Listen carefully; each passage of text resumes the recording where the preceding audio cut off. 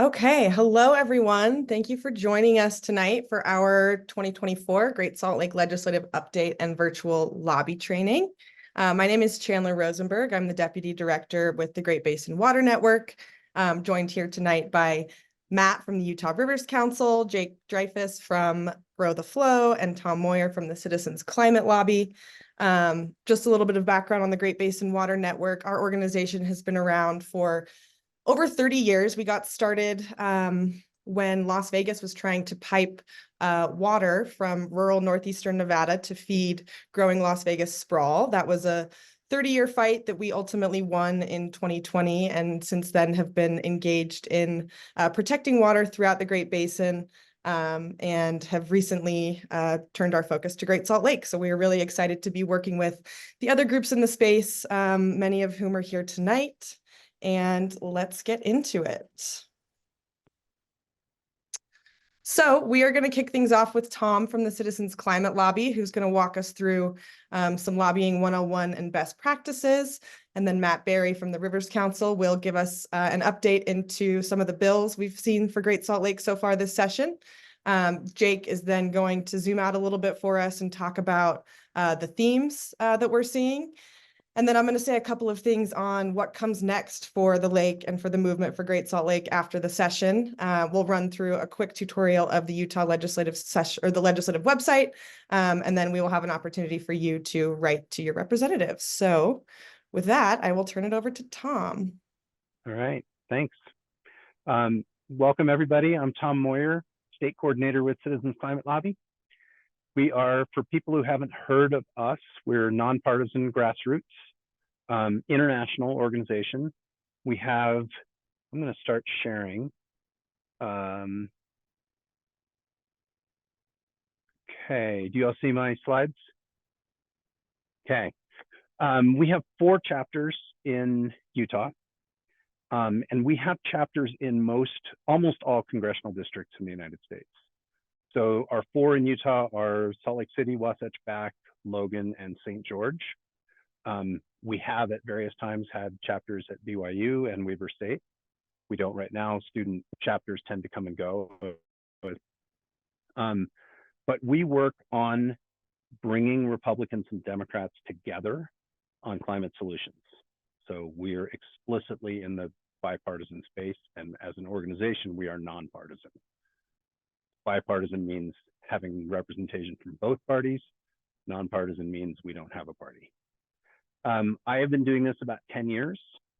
I got into it out of, probably as many of you, sense of obligation. Like I really ought to be doing something. I just didn't know how. And I took stumbling on CCL or having CCL find me for me to sort of find my place and figure out how to do this. So I have been liaison. We have 1 liaison in Citizens Climate Lobby for each congressional office. I've been liaison to Mia Love and liaison to Orrin Hatt. And then I've been sort of the main point of contact with the state legislature, and then now state coordinator. So on this slide, what I really want to focus on is the first one there, respect, appreciation, and gratitude. We underlie that in everything we do. And we tell people when you go into a lobby meeting, and our DC lobby meetings, we have fly-in days. We bring students from Utah every year. We fund the students to go. The rest of us pay our own way. I'm a volunteer, by the way. I didn't say that. I'm a mechanical engineer in military robotics in the rest of my life. But I put about quarter-time volunteer work into Citizens Climate Lobby. And when we do these fly-in days, we'll have like 6 to 8 people in a meeting, and we tell people if you can't find something to genuinely appreciate about that legislator, you shouldn't be in the meeting. We always start with an appreciation. Somebody's task is to find something good, doesn't have to be environmental, that they did that we can compliment them on. And that just puts them and us in the right frame of mind for us to get into the meat of our discussion and actually be receptive to our asks. John Curtis, who's by now a good friend, when he gives talks on climate all the time, and he will often say, there's this one group that when they meet with me, they always start off by saying something good about me. And it's not in any way a secret what we do, and it's completely fine. So I would encourage all of you, not really listed on this slide, but just have courage that you can do it. What you are, what you have is enough. You don't need to be an expert. All you need to be is a concerned citizen, willing to take the time to talk to your legislators and willing to approach it with these philosophies in mind: respect, optimism, bipartisanship.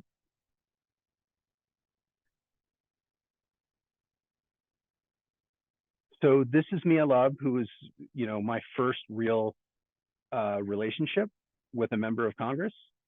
I was the main point of contact to her office for many years, and she was one of the first Republicans in the country to come out on climate change. Carlos Curbelo, have to give him credit, from South Florida, was the first. When I started doing this, no Republican would say the words climate change.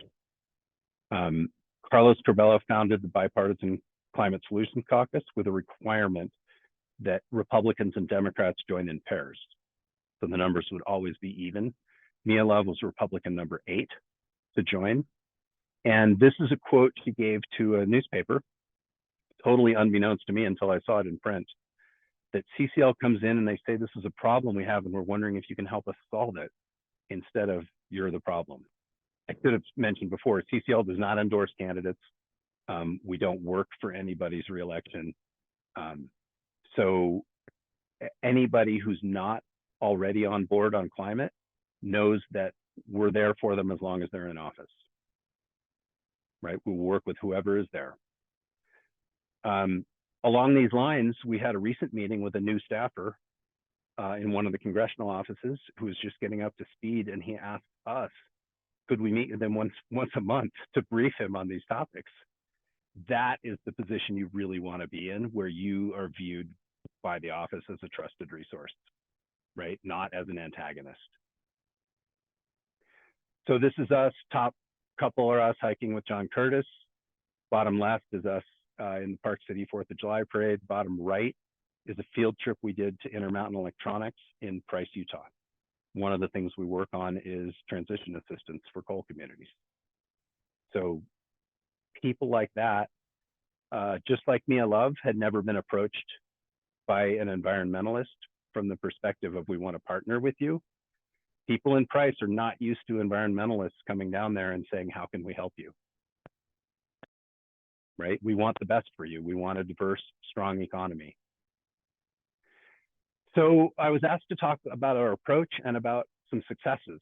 This one's a while ago now, but it's worth knowing about because it's Utah legislature and it was wildly improbable when it happened.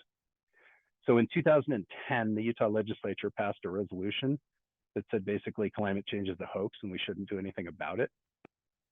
And these students, these are all from Logan High School, wrote a resolution to overturn that 2010 one, saying climate change is real and it's a threat.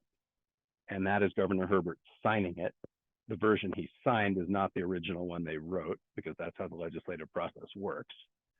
They started out with the most liberal Democrat in the Senate, and that resolution went nowhere. But then they got a couple of moderate Republicans, Ray Ward, Becky Edwards, and a few others on board. And Becky Edwards ran it as her own resolution. It almost got through her committee the first year, and then the second year, she rewrote it to make it more Republican friendly. So instead of saying climate change, it says a changing climate. And it talks about we want to reduce our emissions, but in a way that's consistent with economic growth, things like that. None of which, in my opinion, weakened it at all, but definitely made it more appealing. And she did a ton of legwork, talking to other legislators beforehand, finding out what their problem points were with the language and making changes as needed to get their votes. And it ended with a vote. We got every Republican in the Senate. There were actually a few Democrats that voted against it. And I think that actually swayed some of the wavering Republicans to support it. and then signing ceremony with the governor. And that was my cat scratching my hand. This is an event we held before the legislative session. That's Mike Noel, who was Phil Lyman's predecessor in his seat and just as resistant on these topics as Phil Lyman. He is there because Becky Edwards is a master of the craft, and she asked him to. So that's my daughter sitting next to Mike Noel. Joel Briscoe, Democrat, moderate Democrat, on the table behind them. We had students from all over the state, and we had, 20 legislators there. So a fifth of the legislature sitting there. That's a panel that we hosted, and then a discussion afterwards on climate change. And for most of these legislators, that was their first exposure that wasn't unpleasant for them, that wasn't somebody beating them over the head with it. But along the lines of what Mia Love said, we want your help on this. Briefly, where we are federally right now, and just with another nod to bipartisanship, a lot of people sort of start out with a mindset of only my party can work on this, or whatever their issue is. In Utah, you have to be bipartisan, right? It's not going to happen without Republican votes. At the federal level, our attitude has always been this problem is too big for one party to solve. You can do lots of stuff in blue states, but you will not do federal legislation that lasts unless you get Republicans on board. So 3 of those major climate bills were bipartisan. 1 was signed under Trump. The 4th one, the Inflation Reduction Act, is the big one. That was Democrats only. But there will probably not be another opportunity like that on climate change. We're going to have to be bipartisan from here on. And emissions-wise, this is the goal, right? Goal is to get emissions to 0. Inflation Reduction Act, we were already dropping, right? But projected to not be dropping very fast. Inflation Reduction Act re-accelerates those emissions reductions, right? And then we're going to need more legislation after those tax credits expire. So I'll stop there and answer questions if people have them.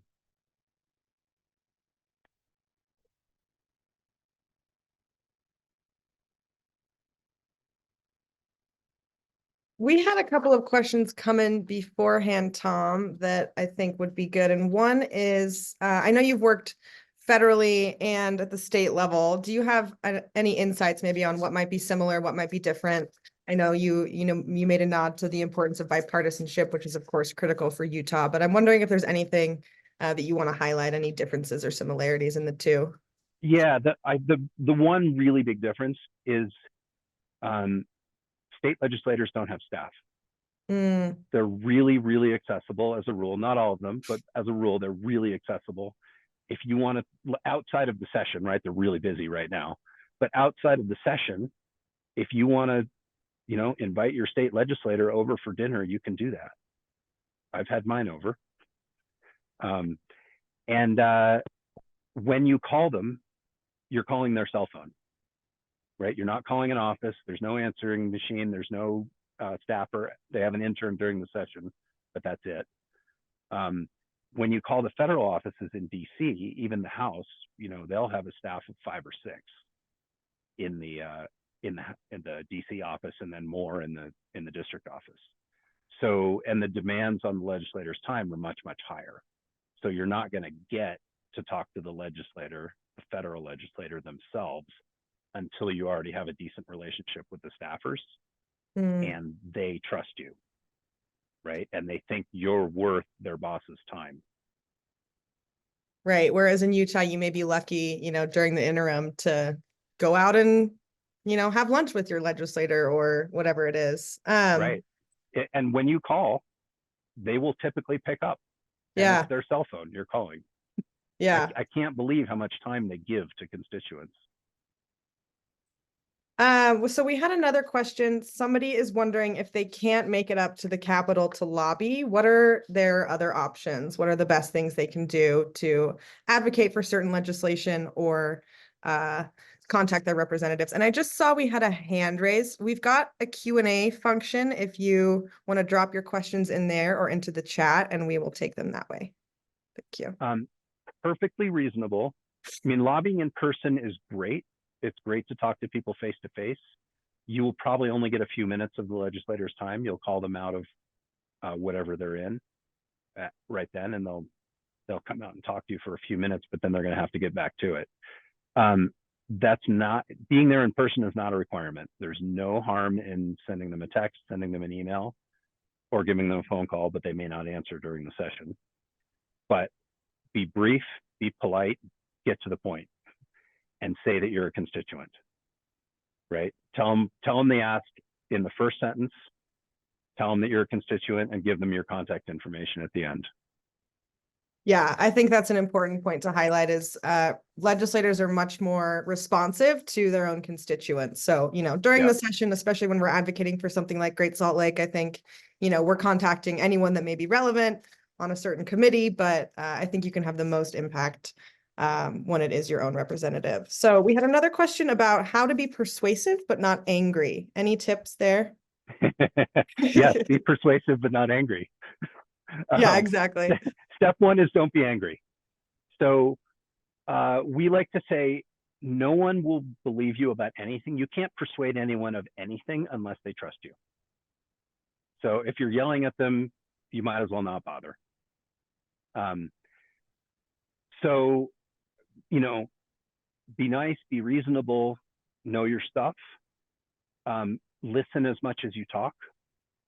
I heard good advice from somebody that wasn't a CCLer that said, before you start trying to persuade anybody of anything, you should ask 3 questions.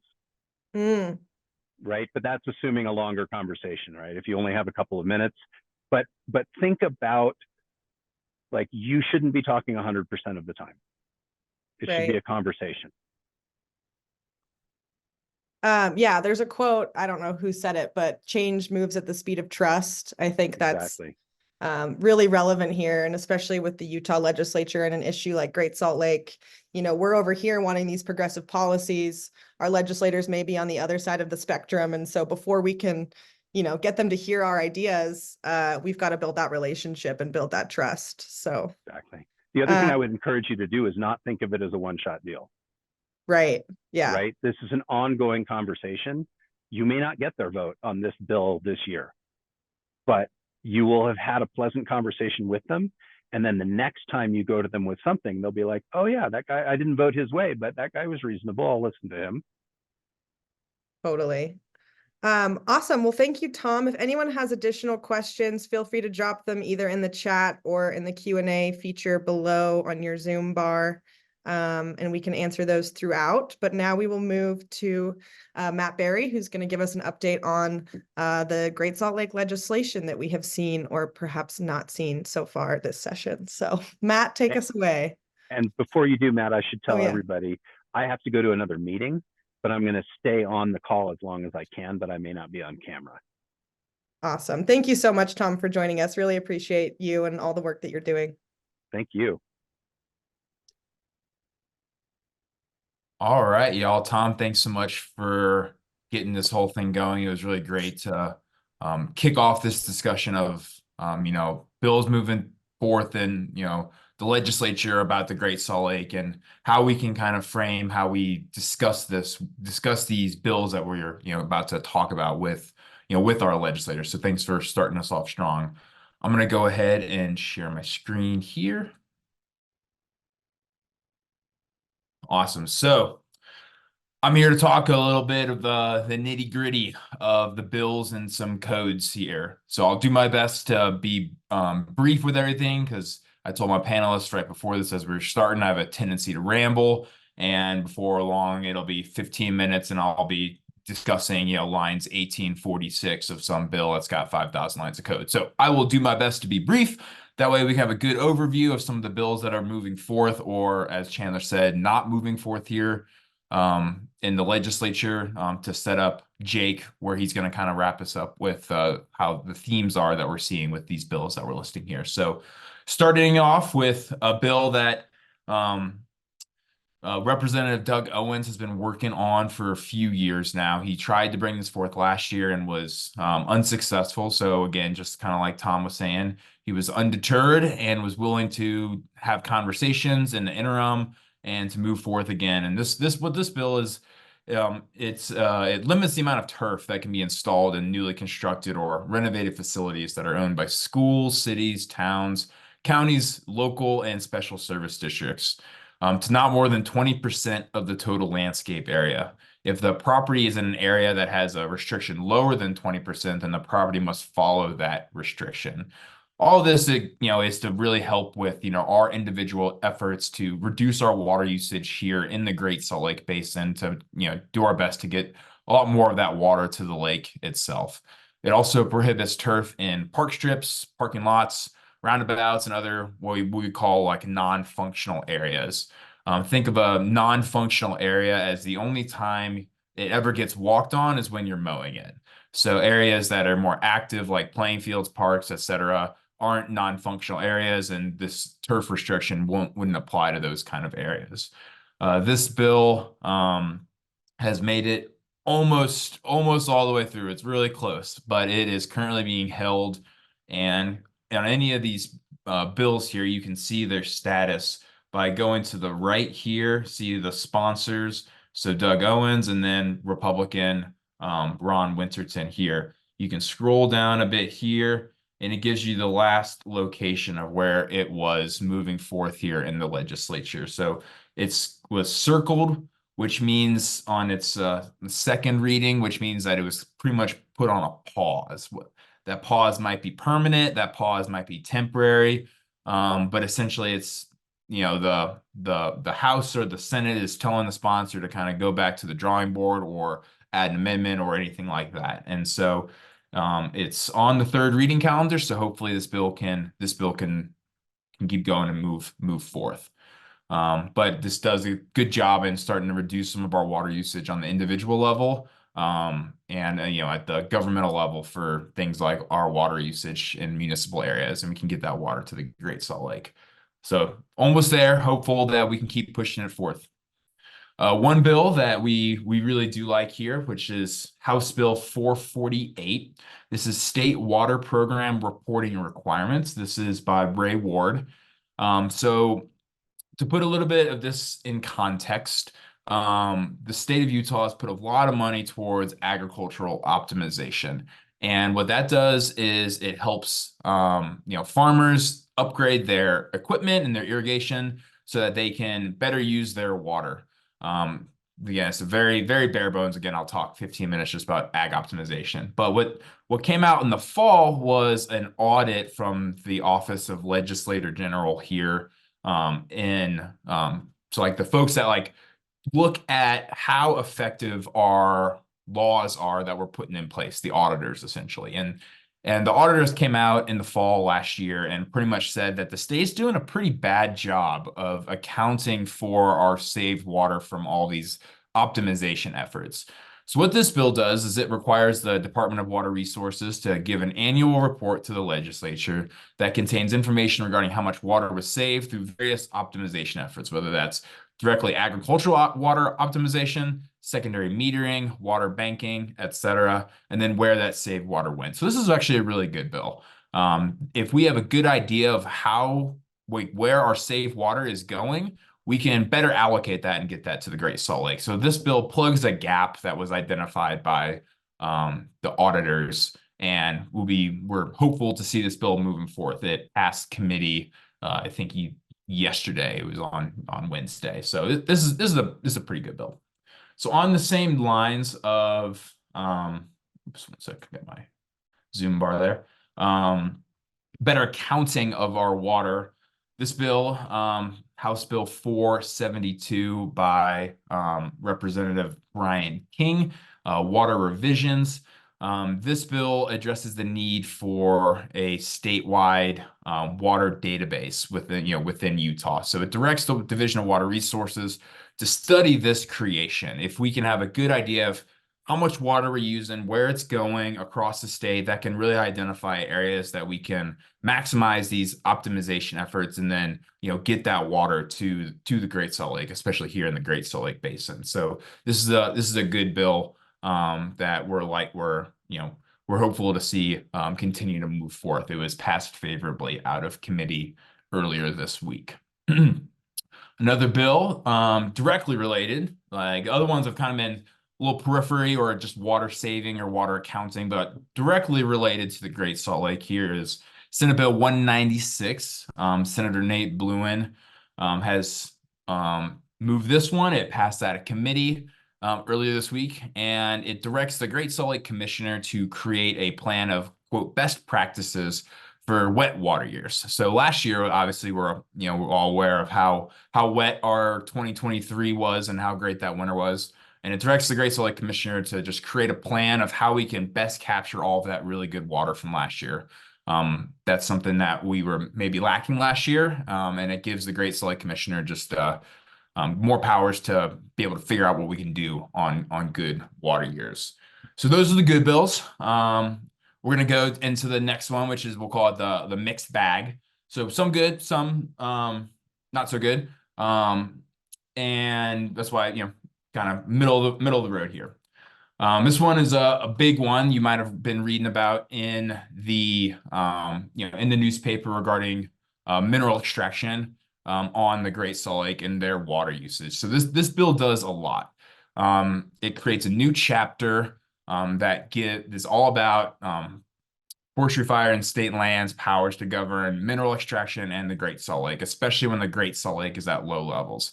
This includes setting new rules for how the emergency berm should be managed for salinity purposes, granting FFSL the ability to build and operate infrastructure related to protecting the Great Salt Lake, granting FFSL the power to take over solar evaporation ponds, dismantling them, and to return that water to the Great Salt Lake.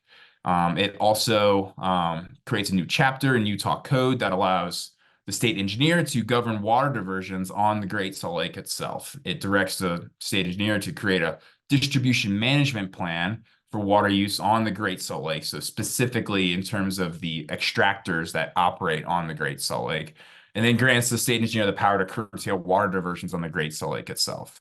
It also ensures that mineral extraction companies cannot use water from in-stream flows sent to the Great Salt Lake. So those are, pretty good things. It really does give the state engineer more power in terms of how to manage the actual companies that utilize the Great Salt Lake water. Reason it's here in the mixed bag is there's just a little bit of lines of code, and the bill was amended with a sub that removes provisions requiring mineral extractors to not deplete water from the Great Salt Lake. So, it's got all these good things in it. However, there's this one little bit of line that pretty much says that these beforehand mineral extractors could not deplete water from the Great Salt Lake, and this removes that requirement. So it does all these good things, but there's also a little bit of where it wasn't a fully a touchdown, if you would. The next one that was in the mixed bag is SB 18, Senate Bill 18, water modifications. So as the state's moving forth in all these efforts to really improve our agriculture in terms of our optimization and irrigation techniques. What this bill does is it creates a separate water right for that saved water. So say you've got, you're using 10 acre feet to, water your farm in Cache County, and you get money from the ag optimization program, and you get to save 3 of that 10 acre feet. What it does is it splits off that 3 acre feet into a new water right that the farmer or an individual can then do with how they choose. So that's good in a way that, you can, if somebody so chooses, they can get that to the Great Salt Lake. They can donate it to the watershed trust. However, there's no guarantees that an individual has to give that water to the Great Salt Lake. So the flip side is, an individual could sell that to a developer or for a large water infrastructure project like area development. So some good, some not so good. One of the big bills that's we're super concerned about here at the Utah Rivers Council, and we'll talk about more in depth as this webinar goes on, is Senate Bill 211, Generational Water Infrastructure Amendments. So think of this bill as two bills in one. The first bill, the first part of it is it creates a water agent. So an individual who is tasked to be Utah's liaison to other Western states to inquire about means of acquiring water from other states for importation to Utah.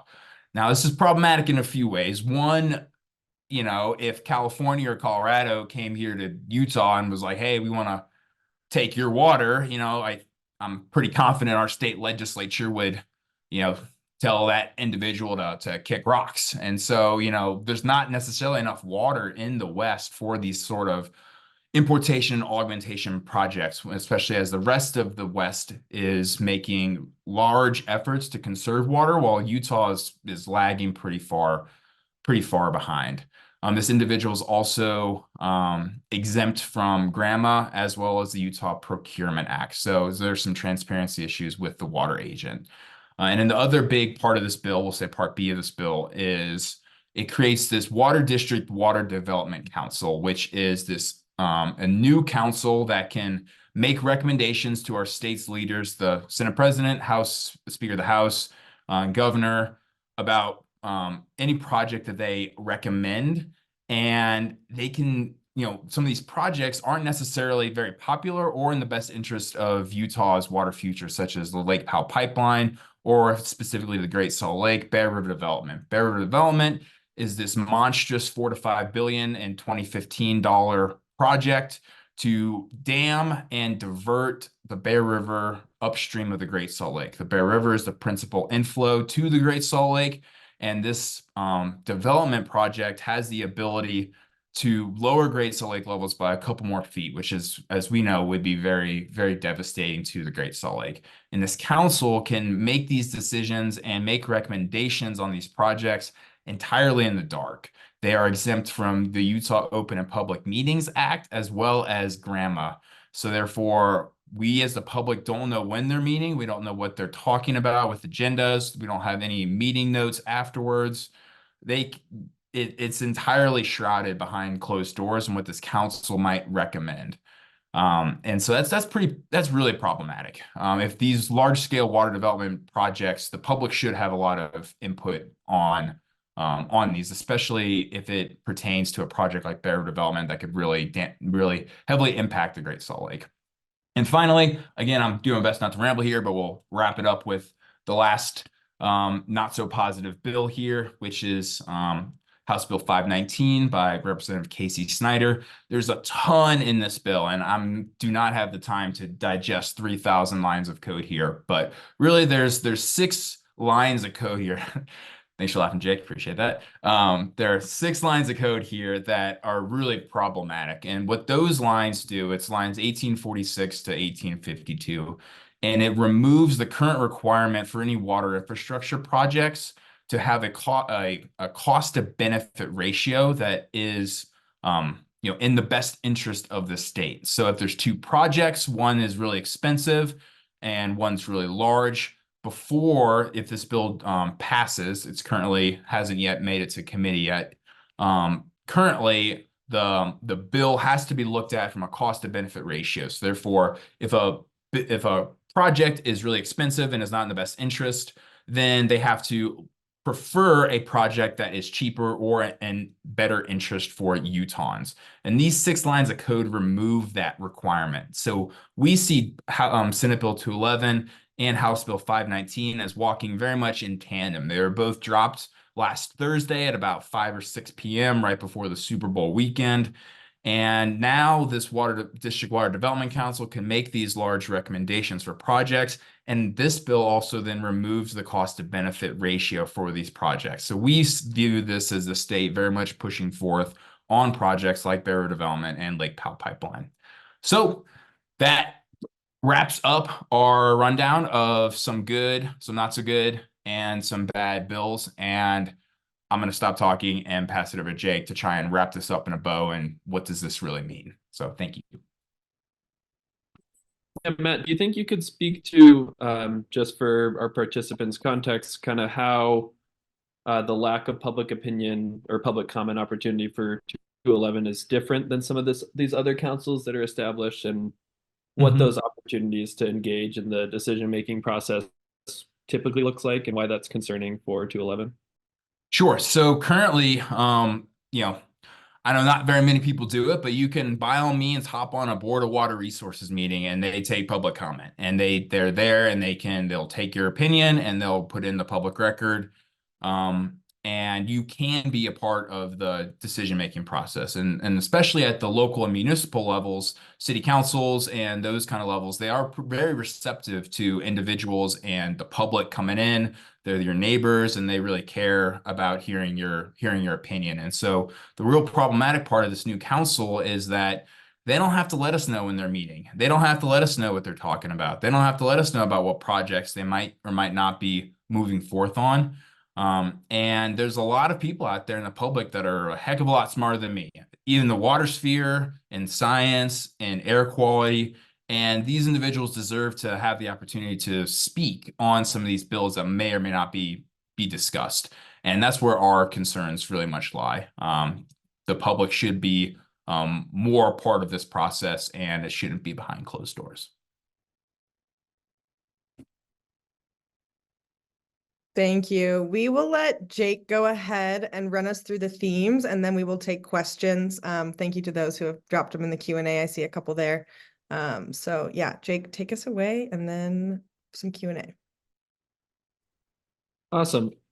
Well, thanks, Matt, for kind of providing that, really specific, detailed analysis of some of these bills. It's super important to have that context and those kind of talking points when we're preparing for these conversations, with our representatives, elected or unelected officials. And yeah, and at the same time, I think it's also really important to kind of have that higher level understanding and contextualize, what's been going on in the session, big picture. So I'm going to be talking about a few kind of general themes of the session here, and hopefully, leave you guys with a better understanding of, what's happened, what we wanted, and what's missing from the conversation this legislative session. And is that sharing all right there, Chandler? Okay. Looks great. So yeah, as I mentioned, this is about the themes of the session, what we got, what we wanted, and what's still missing. Before we kind of jump into it here, I think it's sort of important to contextualize, how did we get here? So obviously, everyone in this conversation is, somewhat aware to different degrees that our Great Salt Lake is in crisis and on the verge of ecological collapse. And you can see from this time lapse from Google Earth and these graphics here on the right that we've seen an extreme downward trend in elevation, surface area, and water volume getting into our lake.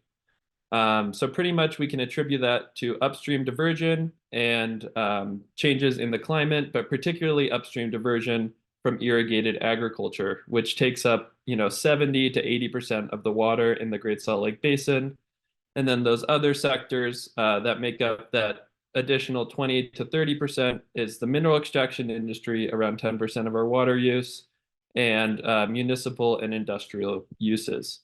And when we're thinking about this, right, this has been a problem that's been created over decades of overconsumption and living outside of our means. But it's not a problem that we have decades to face, right? We need to meet this with the urgency that it demands, and take substantial action to restore this lake, within the next couple of years. So the kind of big three, as I like to call them here, are augmentation versus conservation. This kind of trend of study, monitor, measure, repeat, and finally, this kind of unique thing that was brought to the table this session is the Great Salt Lake mineral industry and somewhat regulating extraction and water consumption within the Great Salt Lake. So to start, we'll look into this theme of augmentation versus conservation. So there's a few bills that we see as fitting into this bundle. Two that Matt spent a lot of time talking about, which is HB 519 and SB 211. These were the bills, if you remember, that focused on importing water from outside of the state and removing this cost benefit analysis necessary to basically see if projects are fiscally viable to implement in Utah. And then this last one is HB 280, water-related changes. And pretty much what these bills are doing is, like I mentioned, exploring water importation from other states, centralizing water planning and decision-making authority, and consolidating funds for water infrastructure projects. So, you might be thinking, like, we're in a desert. This could be a good thing, right? Our population's growing, and there's this constant sort of fear-mongering that we're running out of water. But in reality, there's a lot of opportunity for us to improve the situation that we're in before we start pursuing these outlandish giant water importation projects. So what do some of these bills mean in the context of Great Salt Lake? The pros, which I had a hard time thinking about here because a lot of these bills are on the base level pretty disastrous. But HB 280, which is sort of creating a water plan for Utah in the same way that UDOT is structured, could, if it does what it's intended to do, provide some of these small rural communities and water users with access to funds that they otherwise couldn't necessarily get. But this is also sort of open to interpretation because the decision-making is done by a group of unelected officials who might be more willing to prioritize some of these big projects that Matt was talking about. And then the second pro here is that to some extent, it shows our state's willingness to plan ahead, to look to the future and understand that our population is growing and we need to do something about water here in Utah. But the concerning part here is that our legislature seems to be relying on engineering our way out of the problem instead of conserving water. And our efforts with conservation have generally been pretty short-sighted and reactionary instead of proactive. You heard Matt talk about the Bear River development in an era in the Western United States where states are running out of water and thinking about ways to conserve. Utah is thinking about building more dams. I like this analogy between what we're seeing on the Klamath River in Oregon and California versus this proposed Bear River development. You see steps being taken by our sister states in the West to remove dams, increase and return rivers to their natural habitats, and kind of make steps that emphasize and understand that we are part of the lived environment and are not the ones who should be subject to controlling it. And then some of the cons when we're looking at these bills, this was a bit easier to create this list here. First and foremost, SB 211 does a lot to limit public participation in the decision-making process. And, this paves the way for this watershed council and this Utah water agent to pursue water development projects without public opinion, behind closed doors, and pretty much bring these recommendations to the legislature without being informed by the public. And as Matt mentioned, other states, if I were them, I wouldn't be willing to, just ship my water to Utah. And you can see some headlines from across the country here kind of illustrating exactly that. So not only is it going to be, fiscally unattainable, but there are going to be immense bureaucratic hoops and roadblocks in order to get this water, if it's even possible to do that. You see Mississippi River Mayor trying to establish an agreement between states to protect water diversions from dry states, i.e. the West, like Utah, Arizona, New Mexico. And there's also this Great Lakes Compact that's been established now for some time that pretty much says, you're not touching the water in the Midwest. And some of the other things that these bills do is incentivize the use of tax dollars that could be used to conserve the water agents functioning under $1 million a year that could be, put towards conservation efforts like Phragmites removal, which has been shown, that $1 million could help remove a significant amount of Phragmites that consumes up to, 70,000 acre feet of water in the Great Salt Lake watershed. So these are substantial quantities where a difference could be made with not that much fiscal necessity. And then these big sort of umbrella things that these bills do all in all is set a precedent for large-scale water development like Bear River development and Lake Powell pipeline by opening up funds and consolidating monies that are available for these giant projects with multi-billion-dollar price tags that otherwise would not be possible without changes in the law like this. And then moving on to our next kind of big theme is this trend with the legislature over the last couple of years to want to study, monitor, measure, and then repeat the process all over. Since, the 2021, 2022 legislature, we've seen efforts by Republican and Democratic representatives alike pushing to study and better understand the science and sort of delay taking more substantial actions to protect our lake and get substantial amounts of water to Great Salt Lake with the urgency and timeline that's necessary to stop it from its collapse.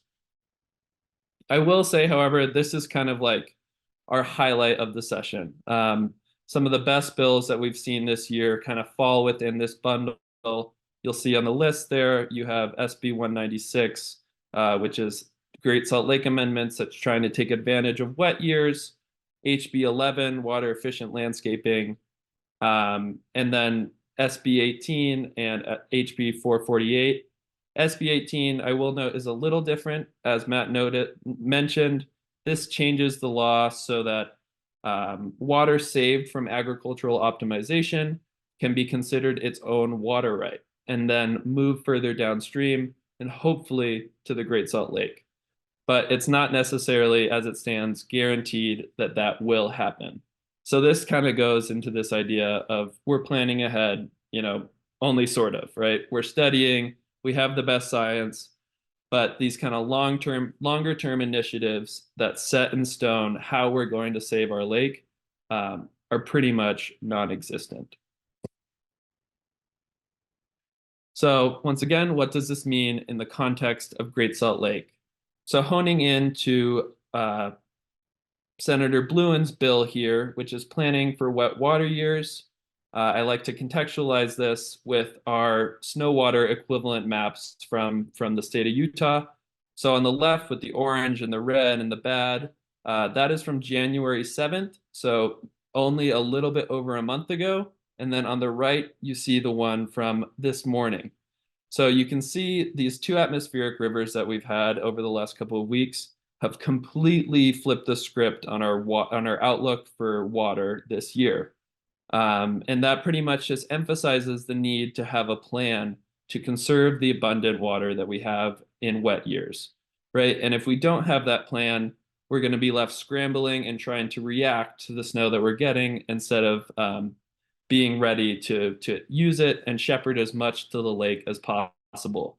And to sort of contextualize that, this graphic on the top shows you how much more water we'll need in drought years to get sufficient enough water to the lake to refill it on different timelines.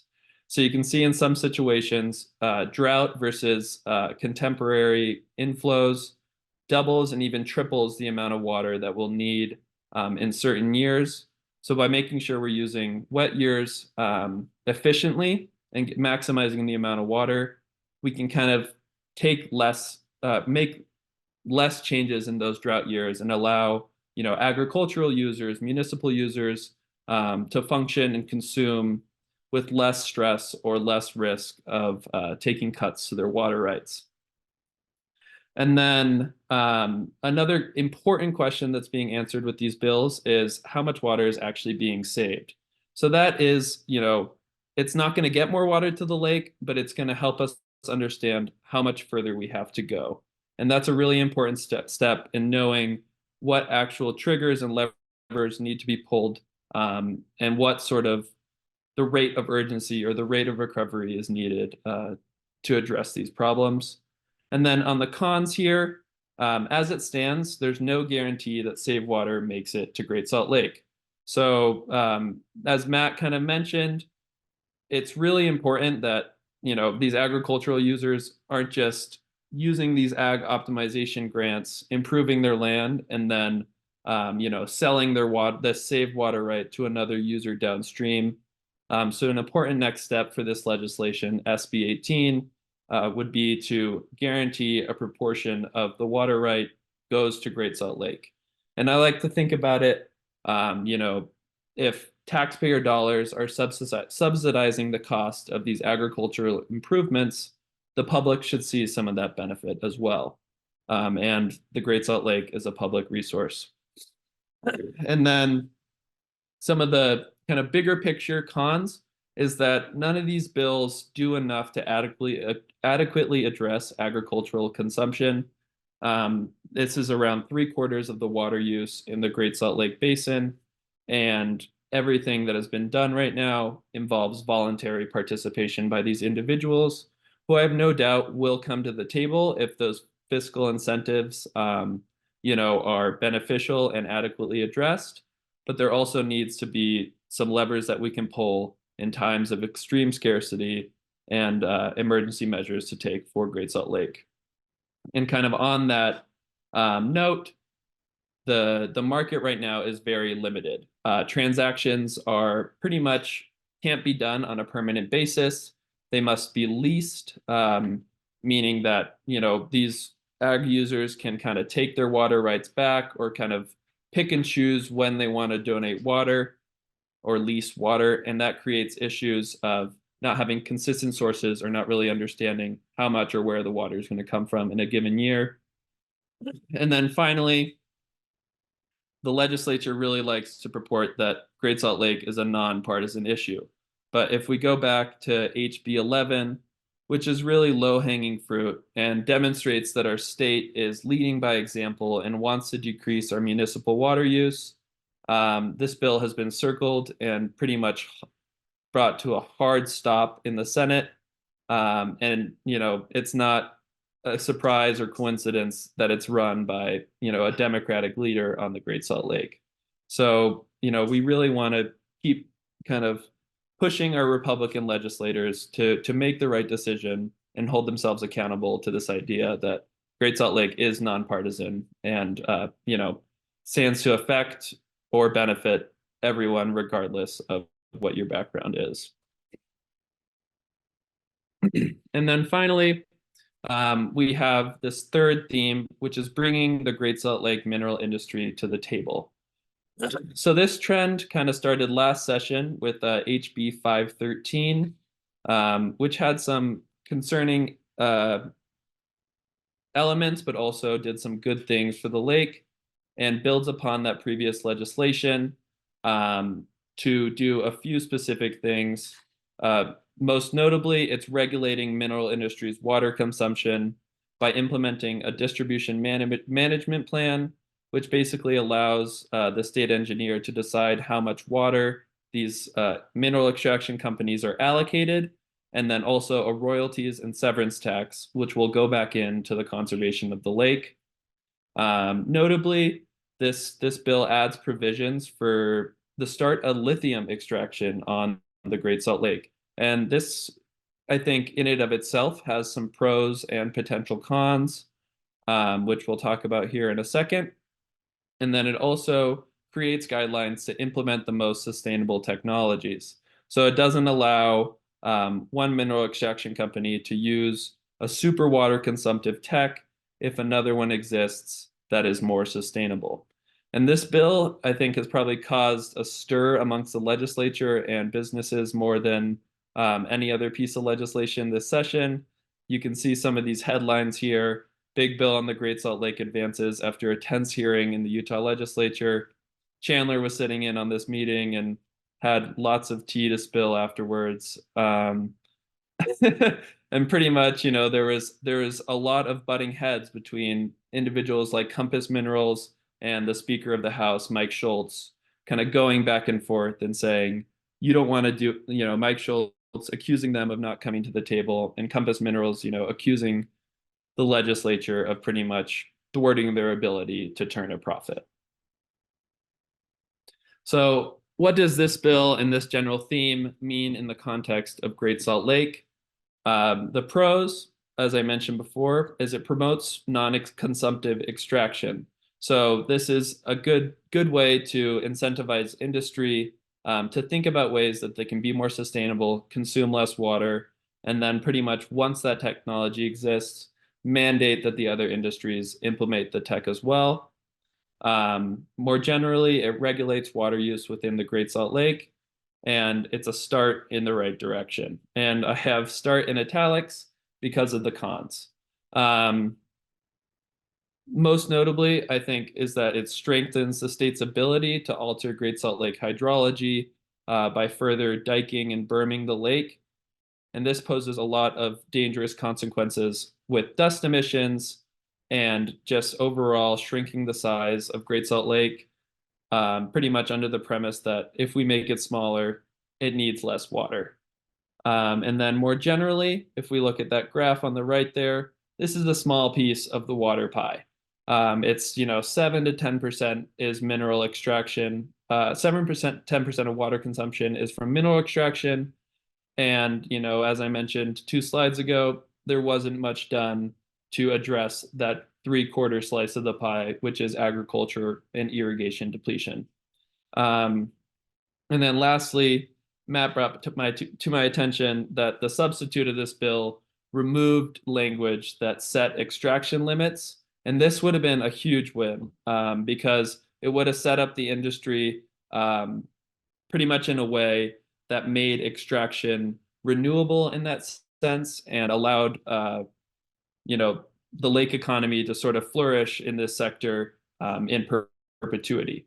And then this pro and sort of con is this new development of lithium extraction. So you'll see in the top, that top headline is from the Wall Street Journal and is from a company called Lilac or Waterleaf Solutions that is proposing a non-consumptive lithium extraction from Great Salt Lake.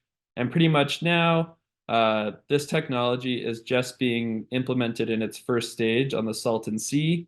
So, its actual viability and the, how realistic it is if it actually is non-consumptive is still a bit unclear. But as I mentioned, if it is true that these people can extract lithium non-consumptively, this opens what I see as a generally positive door. This is going to be a really important mineral in our country's attempts to decarbonize our economy, expand electric vehicle markets, and build out, our electric grid with lithium-ion batteries and energy storage. And it could really sort of, push Utah to the top as the sole provider of a domestic source and the largest domestic source of lithium in the country. But on the flip side, if it's not what it says it is, we really want to be watching this and making sure that this company is being held accountable and implementing the best tech possible if they do get approved for extraction on the Great Salt Lake. And then finally, what's still missing? So first and foremost, urgency. From Commissioner Steed's strategic plan for the Great Salt Lake to our emphasis on augmentation and long-term planning of water importation, we've seen that we're not addressing this problem with the rapidity that it deserves. The Steed report mentions, refilling the lake in 30 years.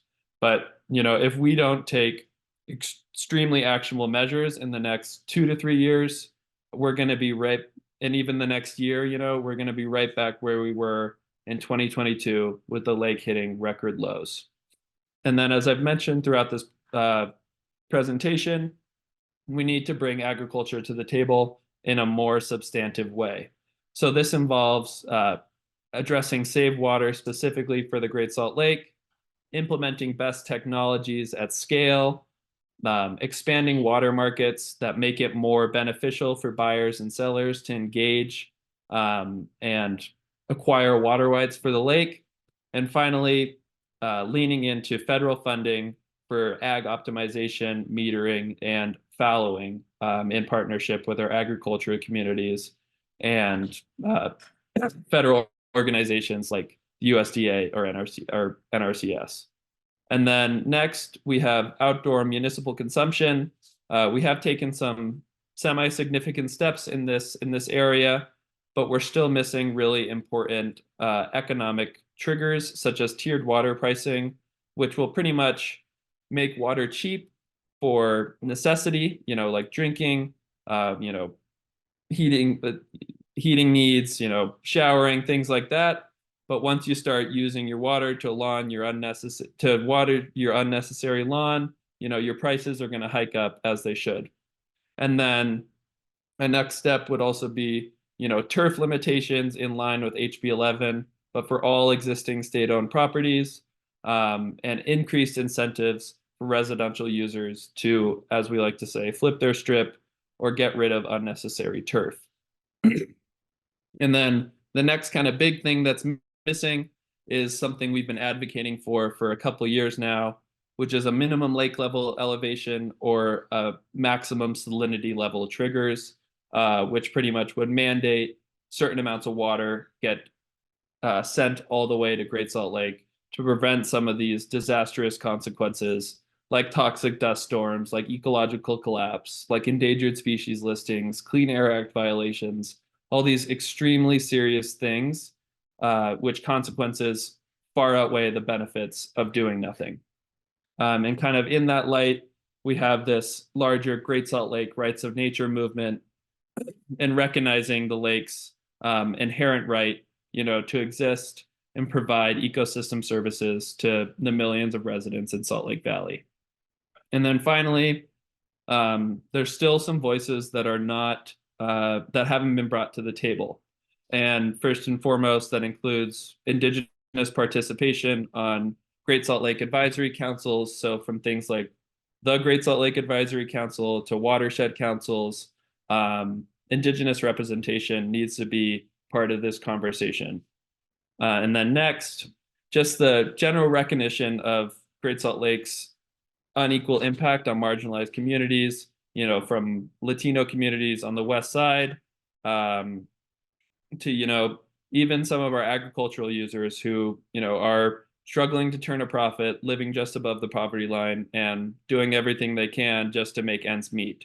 And that kind of leans into this last community representation, which is, kind of getting beyond this stigma of urban versus rural and really trying to make concerted efforts to build relationships with their rural community members in, Cache, Rich, and Box Elder counties.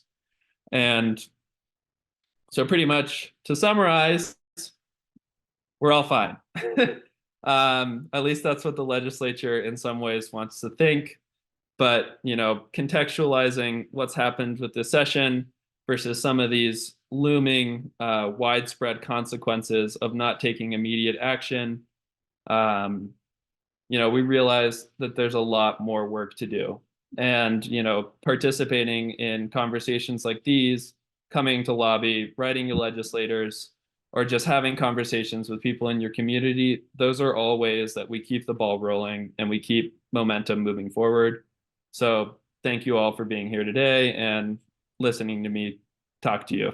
It really means a lot. Thanks. Thank you so much, Jake, for your comprehensive overview.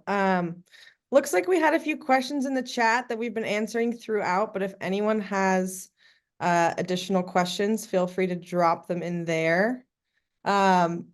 One thing I did want to highlight, just because I have been really deep in this HB 453 with the mineral extraction industries, Jake touched on it, but I think it's just important to get at the fact that I think it actually is quite historic what the state is doing, and it's amazing to see a conservative supermajority like ours,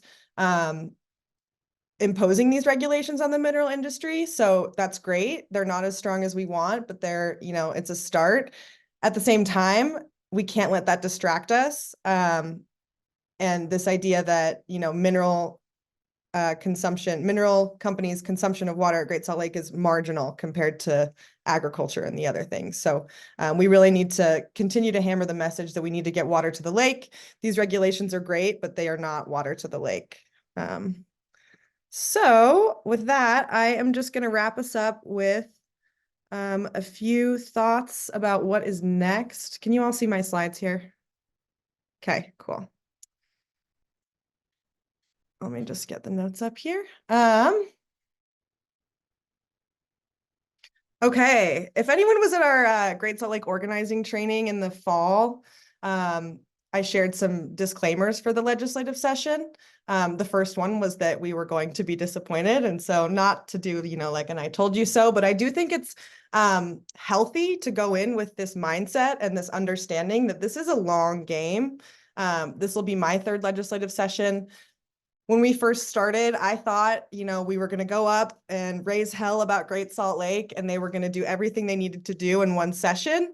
I've learned a lot, and I've learned that that's not how it works. And so I think that's important for us to keep in mind that the legislature is a very important place for us to be engaging. It's important that we are up there building relationships, learning about the process, but we can't get discouraged by the fact that we're not seeing what we want to see. This is a long game. We've got to, take this urgency seriously and encourage our legislators to do it. But it's not our only pathway. So I'll talk about that a little bit more in a moment. And yeah, I think another thing to understand, like a tension point with this issue with Great Salt Lake, is that the problems that we're dealing with are the result of, centuries of water mismanagement in our state. And we've been given this very short time scale of 2 to 5 years, perhaps, before the lake dries up on our current trajectory. And so I think it's just another important thing to consider, that democracy moves slowly for a reason. And that's normally, to make sure that we can't be taken over by a totalitarian dictator, which is a good thing. But, in the case of Great Salt Lake, it's slowing us down. And so I think it's just, let's keep that in the back of our minds as we continue to push our leaders to take further action. Another thing I like to remember is just that our legislators are not water policy experts. They're dealing with a lot of different things. So, topics all across the board, water, some of them know more than others, but ultimately, I think it's on us as a community to really come together and educate ourselves so that then we can be providing them with talking points and education and, the science. And then this last one is really just a point for myself after being a little bit discouraged this session, feeling like, they don't maybe take environmentalist comments very seriously at times. I think it's still important to remember that the session is a great time to gather information. So when we're having these conversations with legislators, yeah, maybe they're not going to, change the bill like we want, but I think it's still a great opportunity for us to hear where they're coming from and understand their perspectives. And then we can come back with that, either in the interim session or next year, trying to just figure out where the openings are for conversations with them. And it's also a great opportunity to just start building these relationships. Like Tom said, this takes time. We're going to have to build trust over time, but the more that we engage up there, and I think the more that they can see that, there's a really committed community advocating for the lake year after year, that's going to make a difference in the long run. So if anyone saw the Radio West podcast recently, you should listen to all the Radio West episodes about the state and fate of Great Salt Lake. But this was the most recent one. They interviewed Ben Abbott from Grow the Flow and Brian Steed, the Great Salt Lake Commissioner, talking about the new strategic plan for Great Salt Lake that was released at the beginning of the session. And Ben said, we are underestimating how hard this is going to be. We are trying to solve an unsolved ecological crisis in record time. It's going to be harder than we anticipate. I didn't put this in here to discourage anybody, but I think it's important to grasp the scale of what we are trying to do here. So no community has ever saved their drying saline lake. We are going to be the first. I truly believe that, Utah is uniquely poised to come together as a community, bridge differences across the aisle. But I think we've got to, just hold this fact that the scale of what we're trying to accomplish is massive. And so it's going to take sustained engagement, commitment, all of our involvement. So what's next for the lake and the movement for Great Salt Lake? Touched on this a little bit, but I think our capacity, I know our capacity is greater than ever before, not just for Great Salt Lake, but I've heard from folks that have been involved in the environmental movement in Utah for a long time that they've never seen so many organizations and community members coming to the table for an issue, even compared to last year. Last year, we did one Great Salt Lake Lobby Day. This year, we've had a lobby day every week. We've had amazing community showing up. We're doing the vigil every day for Great Salt Lake. Our rally this year had twice as many people as we had last year. So I think it's just important to note that. And despite, the losses or, we're not getting what we want to see out of the session, to really just lean on the strength of this movement. Another thing I just wanted to highlight here out of the Great Salt Lake Strategic Plan. So this was what Brian Steed, the Great Salt Lake Commissioner, put together, and it was introduced at the beginning of the legislative session. So it's basically his plan for the lake. I have a link I'll drop in the chat here in a minute.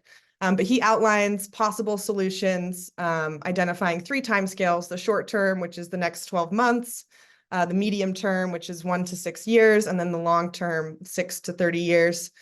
And he lays out a menu of options for the lake. And I think following the session, what we need to do is get organized as a coalition of organizations and community members and really take a look at this plan and the options and decide, which ones we think are most practical, which ones have energy behind them already, or which ones we're most excited about. We're going to need an all-the-above approach for Great Salt Lake. There's not one thing that's going to save the lake. And I think as we are thinking about proposed solutions, it's really important to consider this idea that solutions need to be politically possible. So this excerpt is from the intro of the strategic plan, but I really thought it was just it may seem simple that solutions need to be, sustainable, economically viable, but this idea of politically possible, I think, is important to highlight.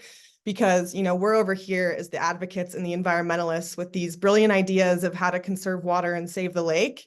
But if our legislature is not willing to hear those, if they are not something that they're interested in, then it almost doesn't make a difference. So we really have to figure out where we can meet our ideas with what they're willing to talk about. And that's kind of what all of this lobbying and relationship building is going to help us do. Another important thing to consider is that 2024 is an election year for all members of the Utah House of Representatives. So this is going to give us a great opportunity to have conversations with our representatives over the next year. So we can, reach out to your representatives, meet with them over the summer and just ask them what they think about Great Salt Lake, what's their plan to get water, and see where they stand. I think this is a great opportunity to basically force them to come out publicly with a position. And then again, we'll keep track of that. We'll find where our openings are for collaboration. And again, Jake really hit on this, but we've got to prioritize just this message of water conservation over augmentation. So as I'm looking at what's happened so far this session, the commitment to exploring pipelines, I'm thinking about, okay, how can we really hammer the message that conservation has to come first? So Senator Sandel, one of the senators in leadership who's promoting these ideas, said that conservation and augmentation aren't mutually exclusive, which is true. But if that's the case, then let's see an equal investment into conservation as we're seeing into augmentation. And as Matt and Jake have both pointed out, Doug Owen's bill, HB 11, which is like a minuscule step conservation-wise, has not been able to move forward. So I think we just need to figure out how to refine our messages on conservation, maybe what specific solutions on conservation that we want to push for over the next year and into the next session. So, like I said, the legislature is not our only pathway to save the lake. And if the state legislature is not going to take action at the time scale that we need, then we may need to look for federal options. So this is something that a few groups and scientists led by the Center for Biological Diversity have been pursuing over the last year, an endangered species listing petition for the Wilson's phalarope. They are going to be hosting an event. I think it's going to be a rally of sorts up at the Capitol on Thursday, March 28th, timing TBD. But I think this is going to be huge. And I think this is going to be a huge momentum opportunity following the session. It's kind of a chance for us to say, like, okay, if you're not going to take seriously the fact that we need water to the lake now, we're going to get the federal government involved, which is something that they have expressed again and again that they are afraid of. There's even an appropriation request this year called Endangered Species Listing Petition Prevention. So they're trying to say, let's invest money so that this doesn't happen, because, you know, we know that our state legislatures are not fans of the federal government getting involved in our business. But I think this is something that this is a step we have to take. And I think even exploring what our other federal level levers might be is a direction we need to start going in. So I cannot make a slide deck without an inspirational quote. This is from an essay. I'll link it in the chat by Edward Carr. And it says, transformation is now inevitable. The choice is between the transformations we choose and those forced on us by the climate we have altered. We will have to make decisions about what we transform, who reaps the benefits of that transformation, and who bears the future burdens. If these are to be decisions that produce both just and durable improvements to human well-being, then we will need to open up the political processes through which they are made. So I really think, you know, the most important thing we can be doing for Great Salt Lake is what we're doing here tonight, all of you showing up, the lobbying efforts, which I'll talk about a little bit more in a minute. But we don't need to know what the silver bullet, I mean, there is no silver bullet, but we don't need to know what the solution is before we need to get started. I think we just have to come to the table and get engaged. And yeah, this idea of transformation, you know, can we save the lake? Can we not? It honestly does not matter. Like, things are going to change drastically one way or the other. And so it's up to us to decide, you know, which direction we want to push in. So I am going to take a minute to just walk us through the Utah Legislative website briefly here. Let's see.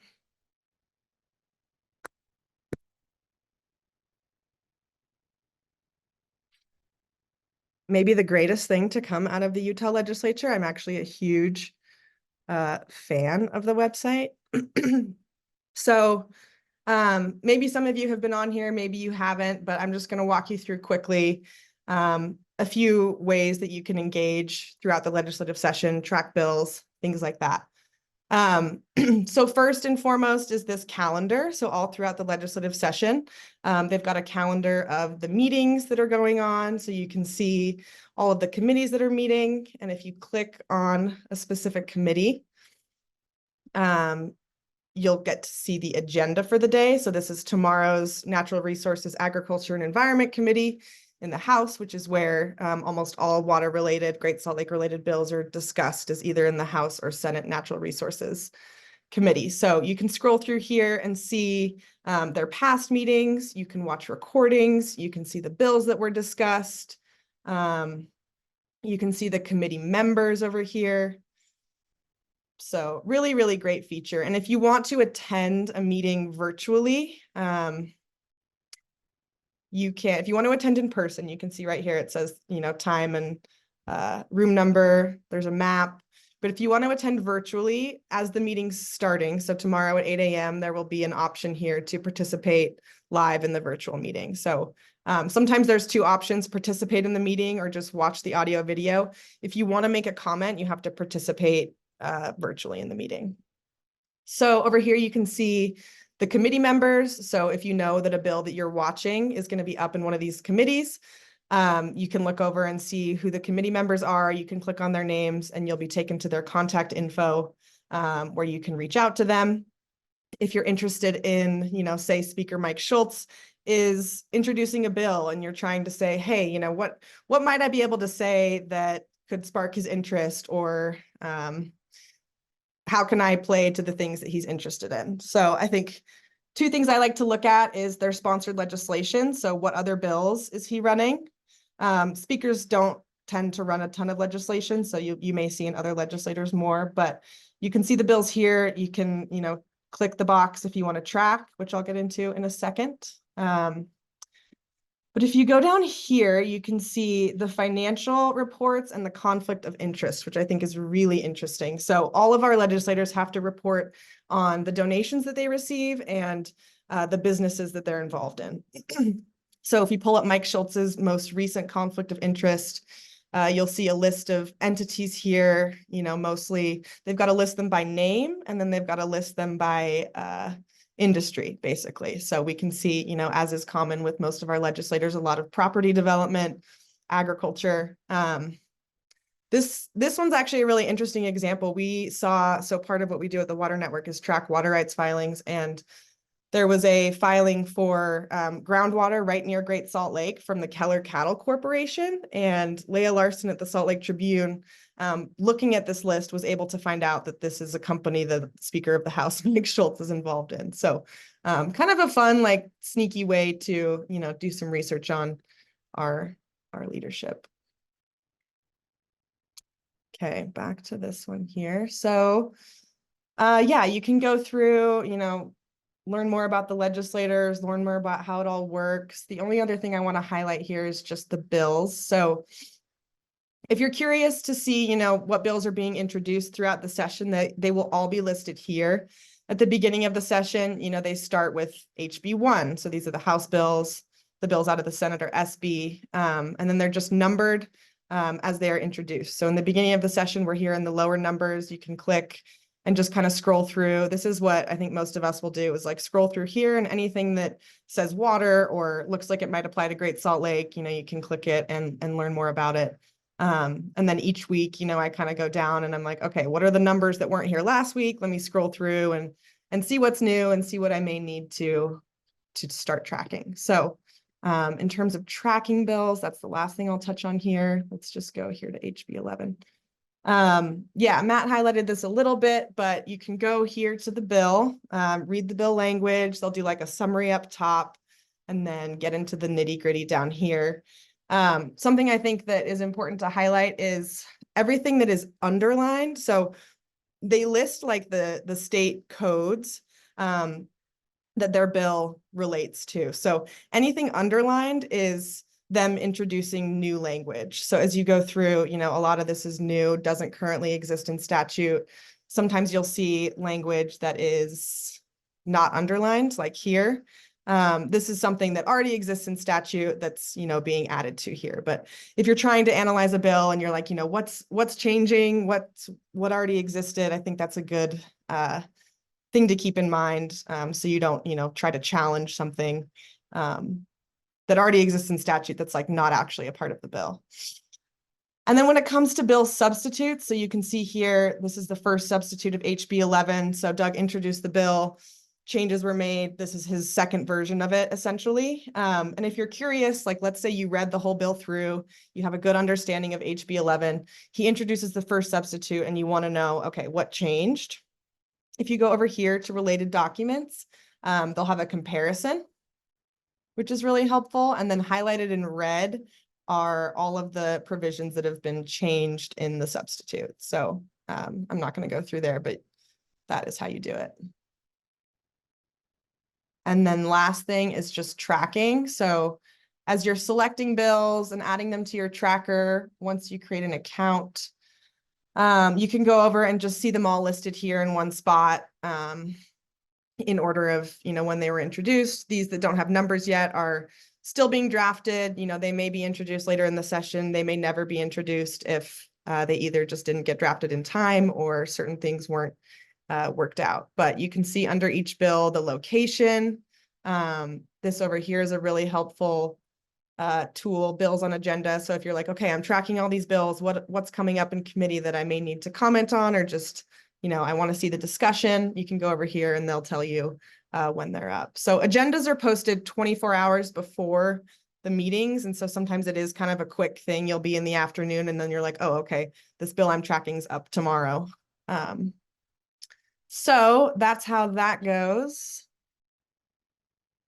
And let me stop that share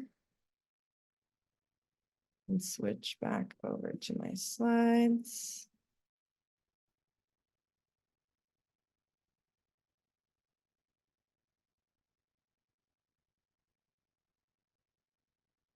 Okay. Thank you guys for your Zoom patience. We are going to be having our big Great Salt Lake Lobby Day tomorrow at the Capitol at 9:30 in the Capitol boardroom. So we'll meet in the Capitol boardroom. It's on the second floor. So you go in up the stairs and it's just to your left. There's a map on the legislative website if you need it, or feel free to reach out. If anyone's interested in attending a committee hearing to just see what that's like, I'll be attending the Natural Resources Committee at 8 a.m.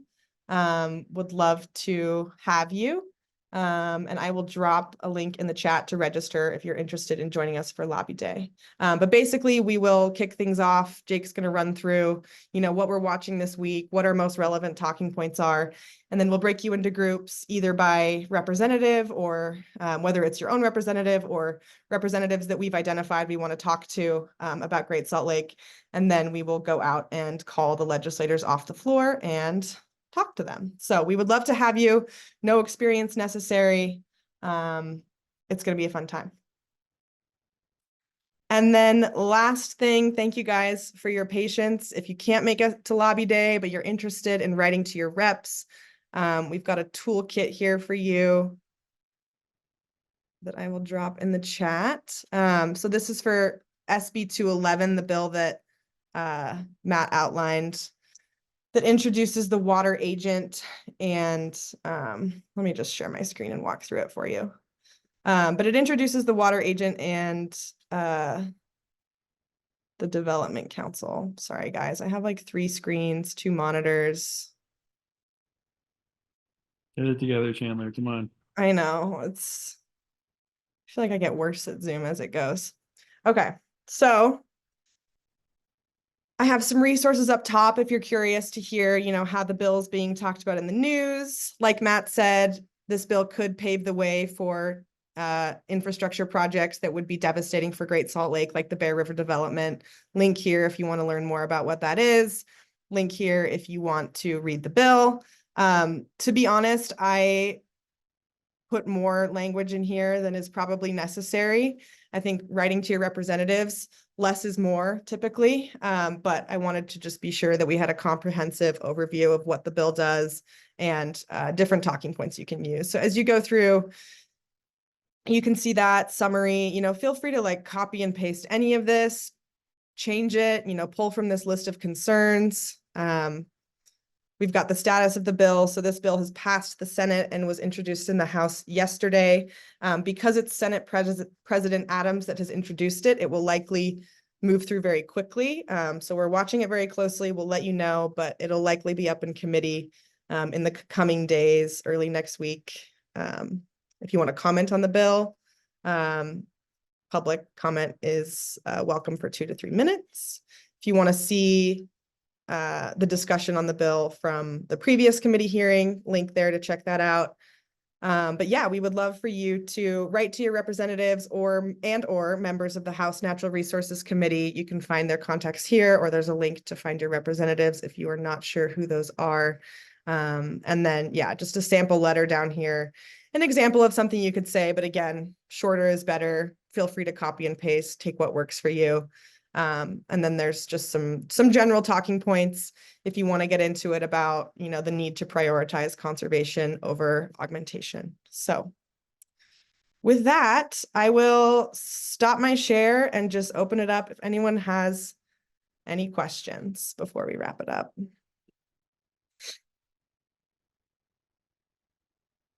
Where is the Natural Resources Committee meeting taking place tomorrow? So that is in, oh, did it say Senate Room 120? Yeah, that's right. 120. Okay. First floor. So the Senate building, if you're looking at the Capitol's here, the Senate building is behind it to the east, right? I'm a little turned Yes. east. East. First floor, room 120. Yeah. You'll go through the security. If you got a bag, you'll put it through the monitor, go through it, and then you'll see it go a waiting room, and then it links like a kind of a T intersection. It'll be either on the left or on the right. I don't remember the specific way, but it'll be there. Okay, and then Burton's asking, does the Mono Lake lawsuit approach have any chance of working in such a red state or even happen in time if it was successful? So several groups, including the Utah Rivers Council, sued the state this summer, right? It was like, for fall, yeah, maybe? I guess technically summer is like first week of September, so approaching fall.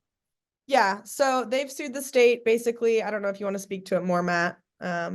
Sure, I'll be brief. Yeah. You can check it out very much on if you want to know more of the details on just a lot of the media that followed it. But ourselves and a coalition of other conservation groups sued the state for what we feel is the state's failure to maintain adequate lake levels at the Great Salt Lake by prioritizing upstream diversions instead of the health of the lake. And so the question here of, does the Mona Lake lawsuit approach have any chance of working in such a red state or even happen in a time if it was successful? I don't know. I don't have an answer. I'm not, we're gonna push forth and we're gonna, hope for it. And I mean, the judicial branch is just one of the three mechanisms of government. And, you can see that the legislative aspect is a little bit difficult. And so, we'll try another approach here. And if it works, it works. But we have to keep trying. We have to keep fighting. We believe that we're on solid legal ground for it. But working in a red state, I feel it's going to be heard here in Salt Lake City, and the Utah State Judiciary so far has seemed relatively not nonpartisan in terms of this issue, and we'll just see what happens. And can't necessarily predict the future. We'd love to see it obviously being successful, but the state is gonna do everything they can to fight tooth and nail to prevent the lawsuit from succeeding. Yeah, one thing that I will add to that, I think the lawsuit is a really important tool to basically say, like, hey, Utah, you're not taking this seriously enough. We're going to pursue other avenues if we have to. It got a lot of media attention, which is ultimately something we're trying to do if we want more federal support. But even the Mono Lake case, which for those aren't familiar, I'm not super familiar about it either, but they had a similar situation. Their lake drying up, they sued and won. But I think that was 30 years ago, and it's been 30 years and they still have not filled up their lake. So even if this case were to move through and we ultimately were going to win, no guarantee that it's going to get water to the lake. But we got to try. And that's why You got to try. Oh yeah. Again, all hands on deck, all the tools in the toolbox. Yeah. It's not necessarily like Lee Chan said, no silver bullet, but maybe some silver buckshot. So maybe we'll see, one of those sticks. To answer the next question, if both my representatives, House and Senate, are Democrats, how much do I need to contact them? I would say you don't need to inundate them, but they're very keenly aware of these issues. But they still appreciate individuals reaching out. I mean, I interact with these individuals on a daily basis. My representative is Doug Owens, and I talked to him today. And every time I talk to him, he's always appreciative of the public process. So don't inundate them, but let them know how you feel. They appreciate that. And I think even if they are on our side, they're supportive of the lake, I think it's still beneficial for them to feel how much public pressure there is. So, they can bring that if they're getting hundreds of letters, they'll bring that to their committees and say, hey, people are really upset about this bill, or people really are asking for this thing. So I think it's always good to write your reps, even if they are supportive. And then, you can contact Republicans or, members of the Natural Resources Committee. I wouldn't lie and pretend that you're a constituent, but you can just say you're a concerned committee member. I mean, they'll hear it. And again, just keep it short and sweet and make your case. And you can, when you look up an individual, a representative or senator on the legislative website, you can see what kind of industry they work in. And so that's a great way to find common ground. If they're a rancher, frame your argument when you reach out to them, talk about how important agriculture is to you and why water is important to agriculture or whatever that might look like. So you can frame your argument on who it is you're talking to, but with lobbying in general, the best answer is always just to be honest. If you don't know an answer, be honest and say you don't know an answer, and I wouldn't necessarily lie and pretend to be a constituent. And then when you have to look up your address at that point, then. Awesome. I think, is there one more I just saw here? If the hierarchy of the church jumps in on saving Great Salt Lake, action will be taken. How can we get their ear? Great point. This is something that we should be doing. And I think that they are opening up. I mean, the church did donate a permanent allocation. I forget, I think it was maybe 20,000 or so 20,000 acre feet. of water, which is 1% of what we need. We need 1.5 million acre feet additional flows per year for Great Salt Lake. But I think it reveals that they're taking this seriously, and I think they're open to further conversations. And so again, I think it all comes back to relationships. If anyone has relationships with church hierarchy, we would love you to open up those conversations. And I think as we continue to build the coalition and the community advocating for Great Salt Lake, we'll find people who do have those relationships and start opening up those conversations.